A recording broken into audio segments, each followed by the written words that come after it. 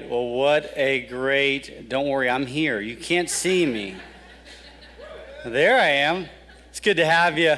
I love how creative our kids ministry has been during this last season of life, as we have not been able to offer K through 5th ministry, so those kids are still joining us. But great news, parents, we're going to begin to offer K through 5th ministry starting the first Sunday in December.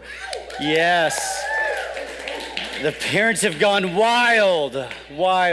Hey, but here's the thing. We need 8 more individuals that would step up and say, I am definitely going to invest in the next generation. If we have 8 more individuals that step up and say, I want to be a part of kids ministry, then guess what? We have a fully staffed volunteer base for our kids ministry. So I'd encourage you, if that's you, please let us know, or Miss Holly know before you leave here today. Well, we are in the 4th week of a series called Rock the Boat. If you grew up in the 90s, I did, there was a saying called rock the vote.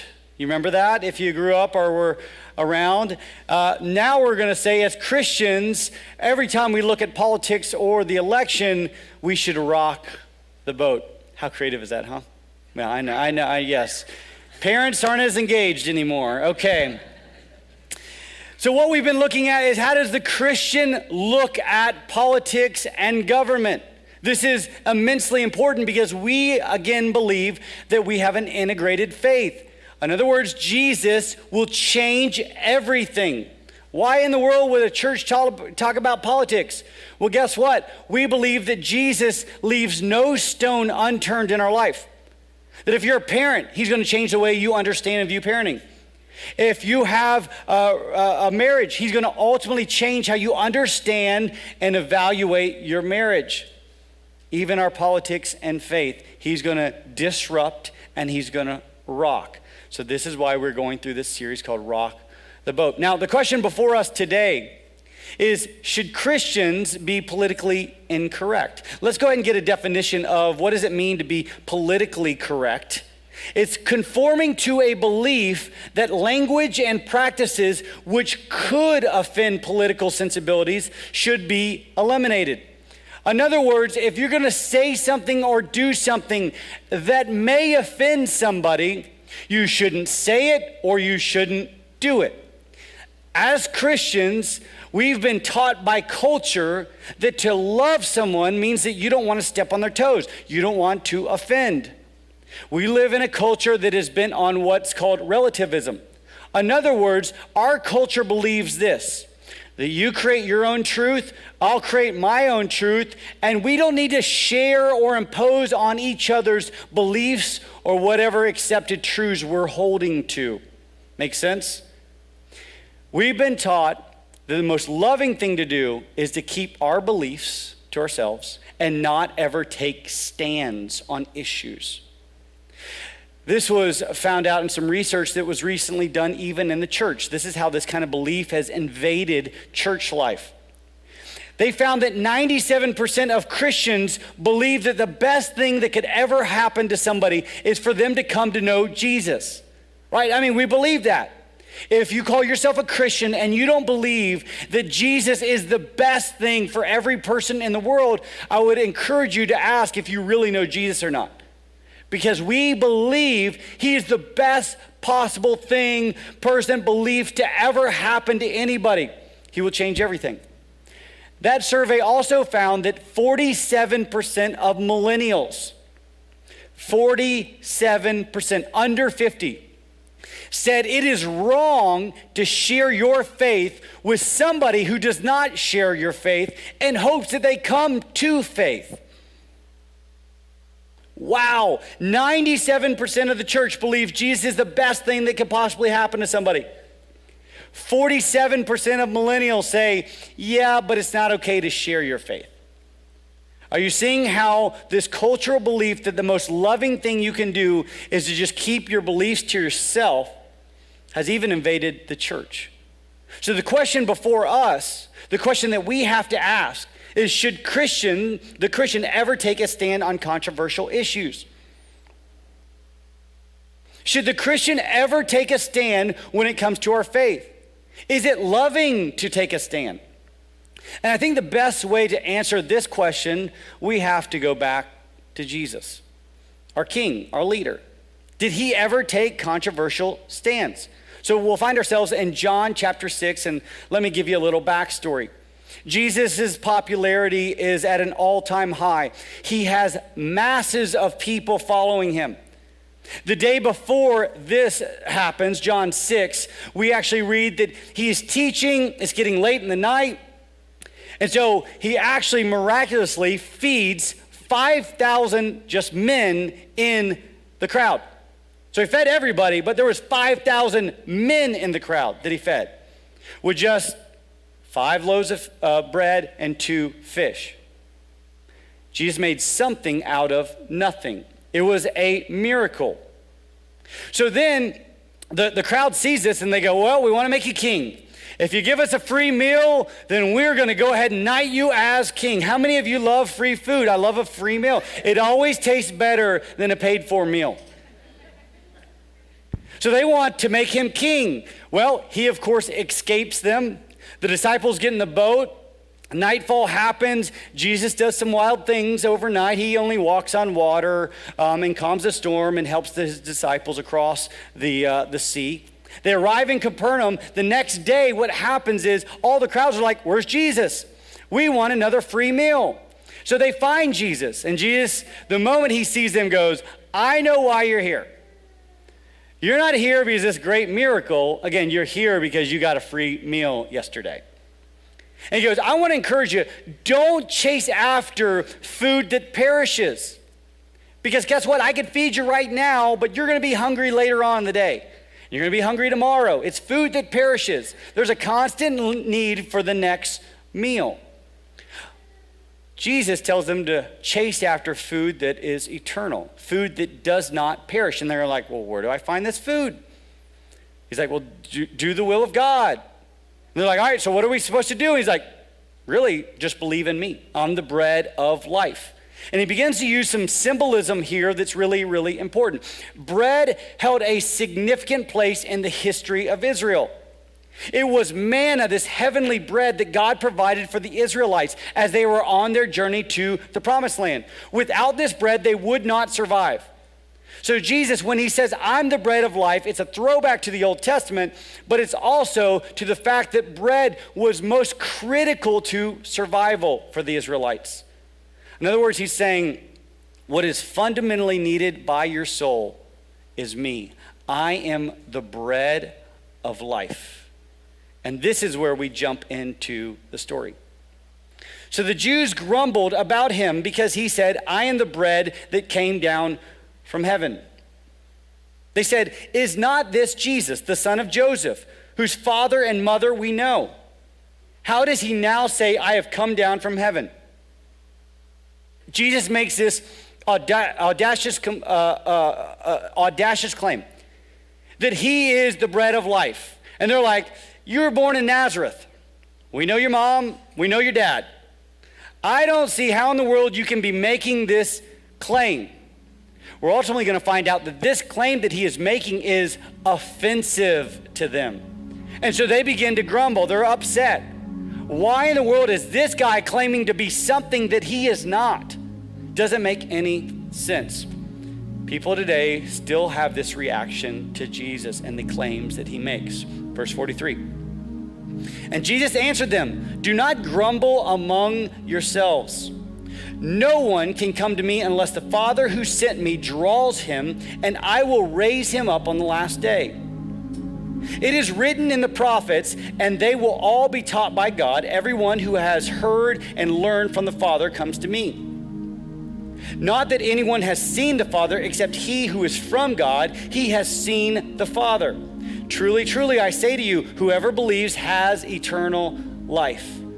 I am the bread of life. Your fathers ate the manna in the wilderness and they died. This is the bread that comes down from heaven so that no one may eat of it and not die.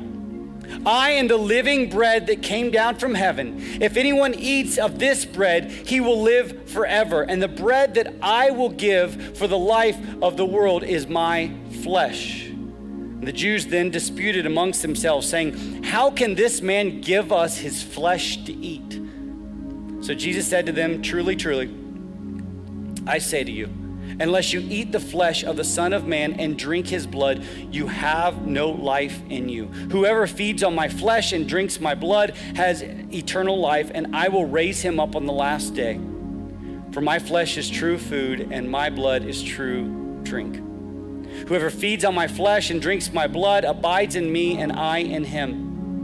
As the living Father sent me, I live because of the Father. So whoever feeds on me, he will also live because of me.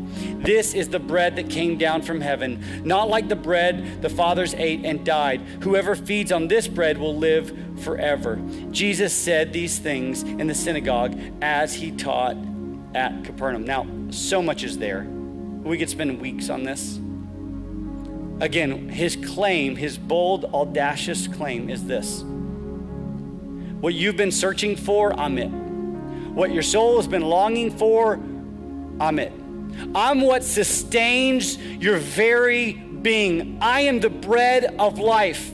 Yes, I was born to a Mary and Joseph. Yes, I was raised in Nazareth. But you have to understand, I came from the Father.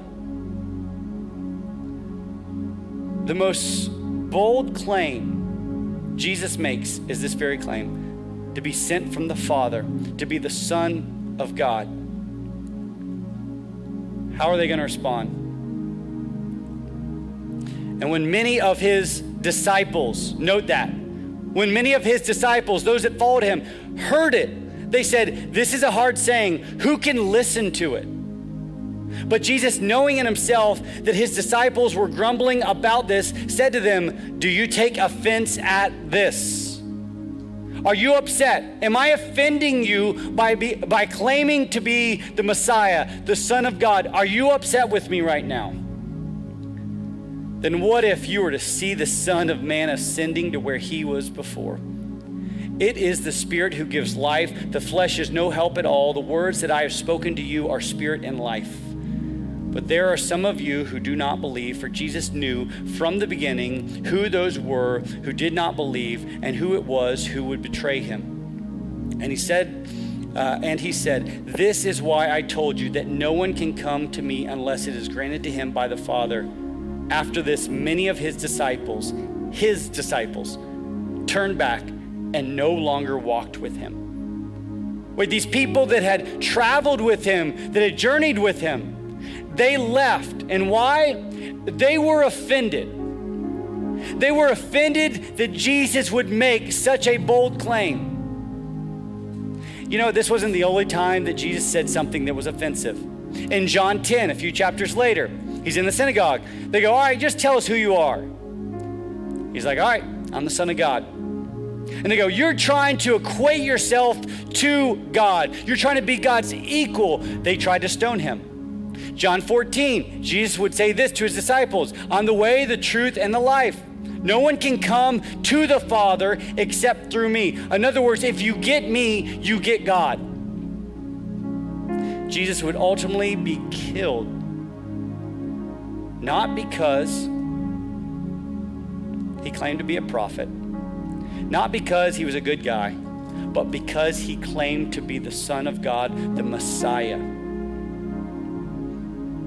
The most offensive, bold statement you could ever make, that you're the bread of life. And you know what? His disciples would then carry this torch of taking stands.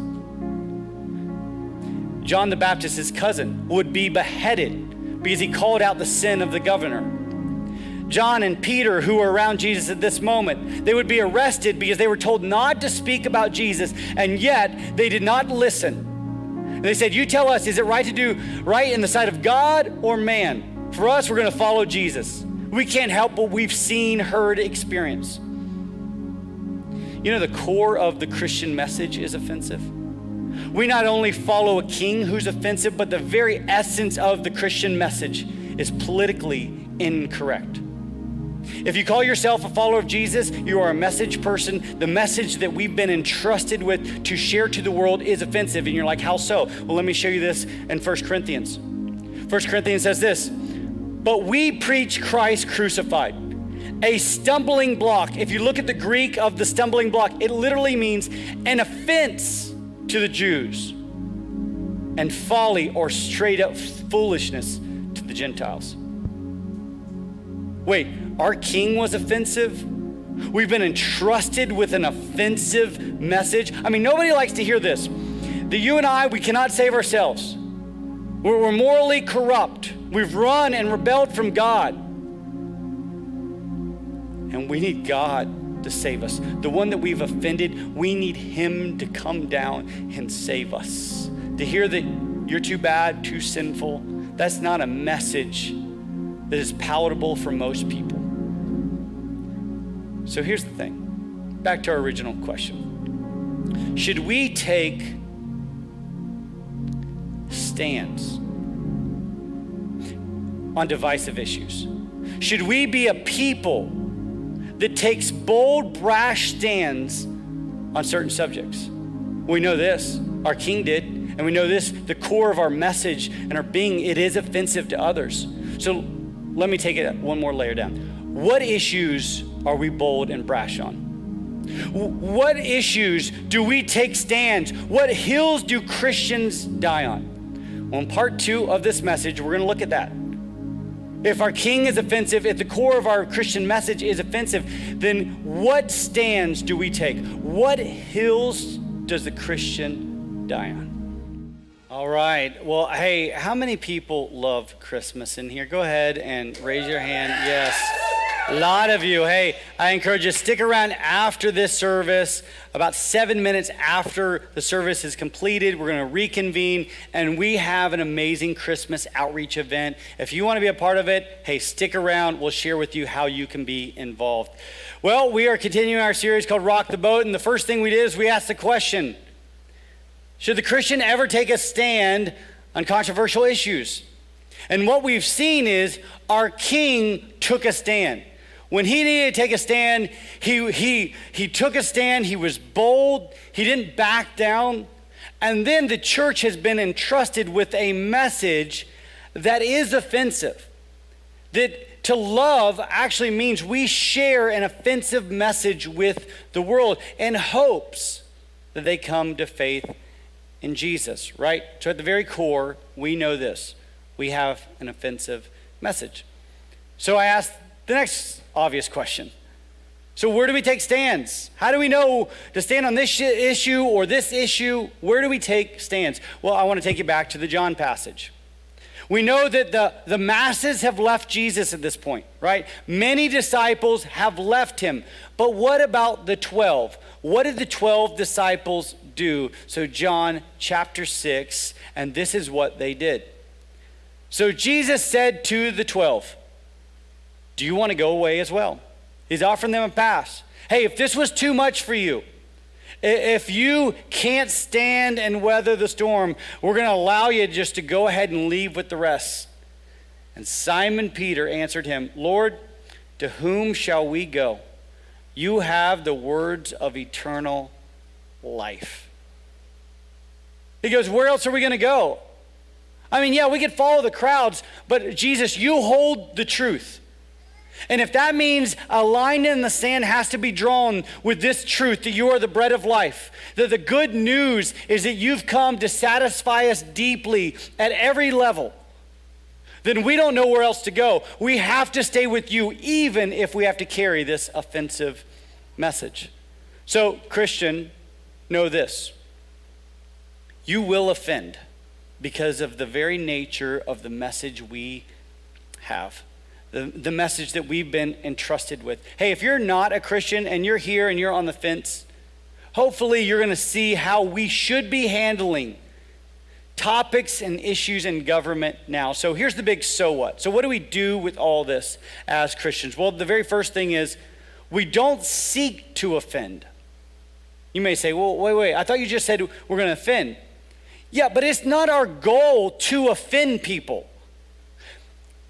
How we say things, how we defend our issue is just as important as what we're saying.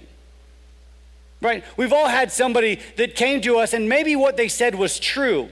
It's just in how they told us was so incredibly prideful, arrogant, offensive. And many people who have walked away from the faith or want nothing to do with the church have sensed this. They sense that there's a level of pride and arrogance that the church says that we hold the truth, and clearly you don't. We're superior to you. We don't unnecessarily attempt to offend people. That's not our goal. So here's the encouragement. That yes, we have an offensive message, but when we share that message, when we actually take stands, whether it be issues of government, we do so clothed in humility.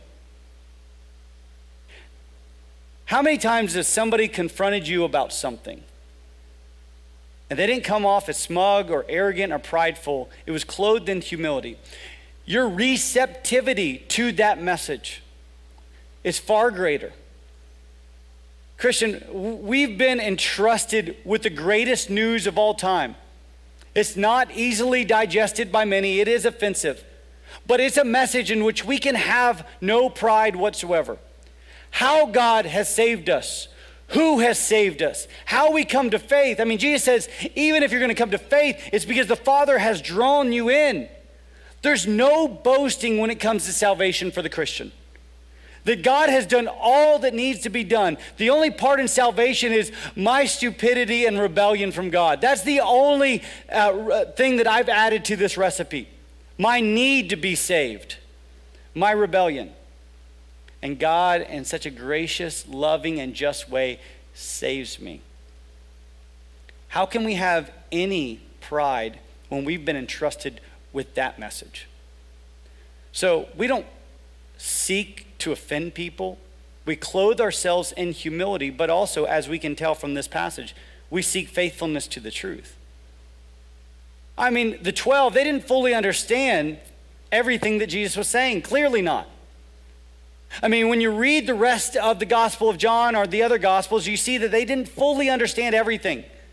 But they're like, where else are we going to go? Like, Jesus, we just have to press into you with this.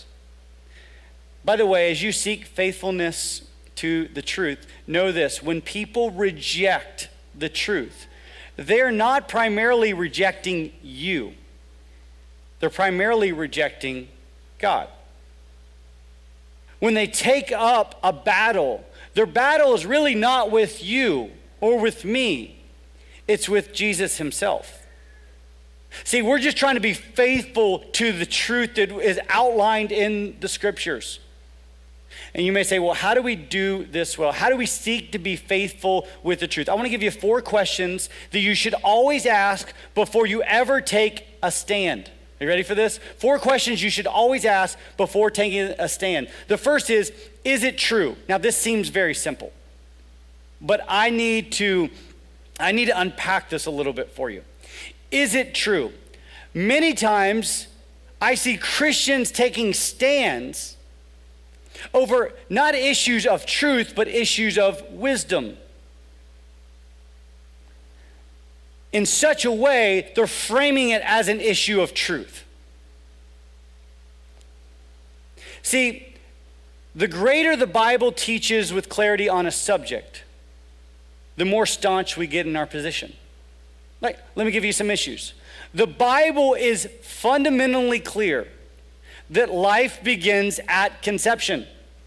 You can't honestly and authoritatively read the Bible and come out with this conclusion that life doesn't start at conception if you honestly read the Bible and humbly read it, because it is authoritative. And it says that life begins at the moment of conception. The Bible has a great degree of clarity on abortion. There's other matters. The Bible has a great degree of clarity when it comes to our responsibility to care for the poor. Like, we don't get out of that. If you call yourself a Christian, we were poor before Jesus spiritually, maybe even financially. We come to Jesus and he gives us the richness of his grace. We still may be poor physically, financially, but he gives us the riches of his grace. He saves us. We now have a responsibility to care for those who are poor. He's given us clarity that we're to care for the orphan. absolute full clarity that we're to care for the orphan. Christian, you're also called to care for the immigrant or the sojourner. The Bible is fundamentally clear on these issues. The greater the clarity, the greater we can say, yes, it is true. Now, sometimes we get into arguments. Well, how is healthcare supposed to work? The Bible doesn't actually outline that. That's a matter of wisdom, not necessarily of truth.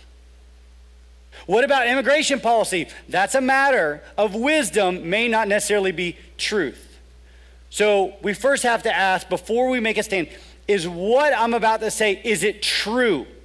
Or is it my opinion on something? Are we going to argue matters of wisdom, not truth? It's really important that you understand this. Is it truth? Next, is it helpful? See, our words should be building up, not tearing down.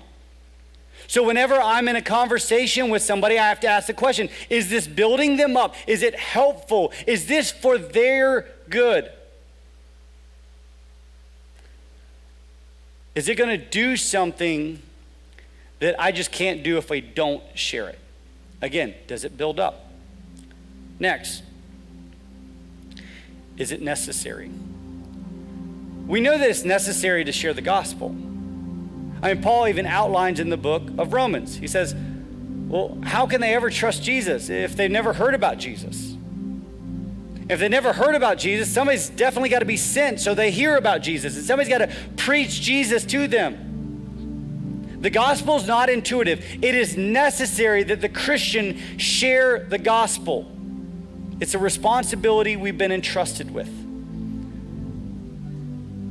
In our conversations on politics, we have to ask this question, is it necessary? Do I have to share this? Do I have to make this stand? If I'm going to die on this hill, is this a necessary hill to die on? I've seen many Christians die on hills that just aren't necessary. Again, it's a matter of opinion, a matter of wisdom, not a matter of truth, not a matter of helpfulness, and not a necessity. And last, is it loving? Jesus told us what the most important things are in the world. That's that you love God, that I love God with everything, and then I love my neighbor as myself. Out of everything that we do in life, we should reflect this. Is it loving? Is this hill that I'm going to stand on? Am I being the voice for the voiceless? Am I being the advocate for the one that just does not have a voice right now? Am I promoting love, or am I promoting just more and more division? See, I think in order to identify what hills we die on, we have to say yes to every single one of these. Yes, it's true. Yes, it's helpful. Yes, it's a necessity that I tell somebody. And yes, this is loving. See, in a culture that's bent on, I got my beliefs, you got your beliefs, sometimes the most loving thing we can do is confront. If you have kids, you know this. Sometimes you got to step in with your kids, and you have to confront them lovingly and graciously. Why? You want them to mature. You want them to grow. You want them to learn. Sometimes we have to do the same. The church has been entrusted by a radical king with a radical message. If you're here and you don't know Jesus today, the calling is that you would come to him. He is the bread of life. What you've been searching for, what you've been longing for, it's not found in a career. It's not found in a relationship. It's not found in your political party being voted into office. It's found in him. He is the bread of life. If you're here and you're a Christian, I would ask you to radically consider what hills you die on this election cycle. I would encourage you to consider how we take this offensive message to all people and all nations in the most humble and loving